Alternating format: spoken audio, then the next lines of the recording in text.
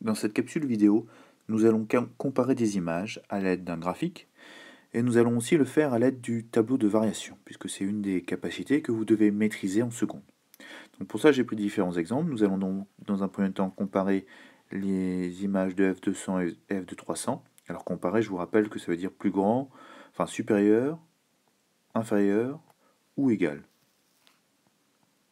Donc j'ai pris trois exemples, hein, F200, F200, F200, F2400 et F2100 et F2200. Donc dans un premier temps, on va travailler sur, alors je vais déplacer celle-ci, on va travailler sur le graphique. Donc sur le graphique, il suffit de chercher F200 et F de 300. Donc sachant que on part de 0 ici, hein, l'abscisse du point A c'est 0 et que l'abscisse du point B c'est 347, l'abscisse 100 sera située forcément avant l'abscisse 300. Donc par exemple, on peut imaginer que f de 100 sera vers ici et f de 300 vers ici.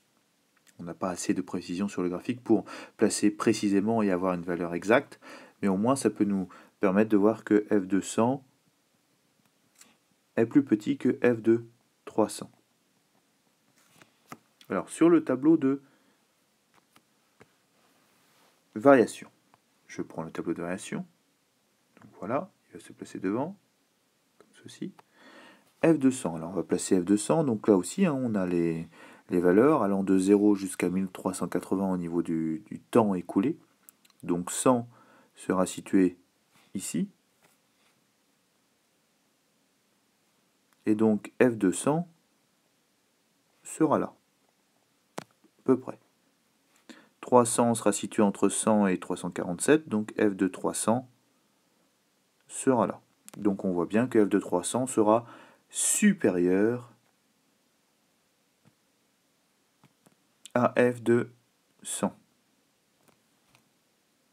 Et ceci se vérifie et se démontre parce que la fonction est strictement croissante entre l'intervalle 0 et 347. Donc pour une bonne justification de ce résultat, il faudrait tout d'abord dire que 100 est plus petit que 300 et que de plus la fonction est strictement croissante sur l'intervalle 0,347. Donc de ce fait, obligatoirement, f de 100 sera inférieur à f de 300.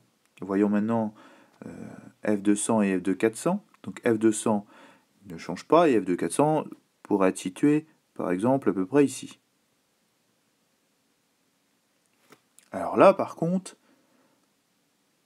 les deux images ne sont pas situées dans la même variation.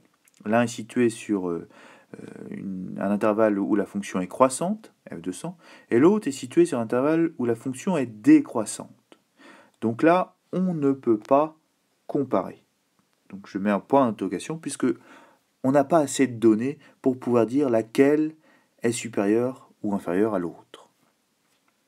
Le dernier exemple, f de 1100 qui sera environ ici, et f de 1200 qui sera environ ici.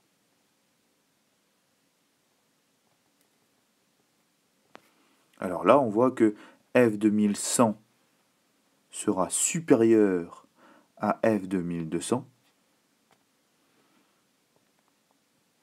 Et la bonne justification ici, c'est que vous vous trouvez sur une variation de la fonction qui est décroissante. Hein, la fonction v ici est décroissante sur l'intervalle 1087-1380. Donc, une bonne justification serait de dire que 1100 est inférieur à 1200 et que de plus, la fonction v est strictement décroissante sur l'intervalle 1087-1380. Donc, f de 1100 sera supérieur à f de 1200.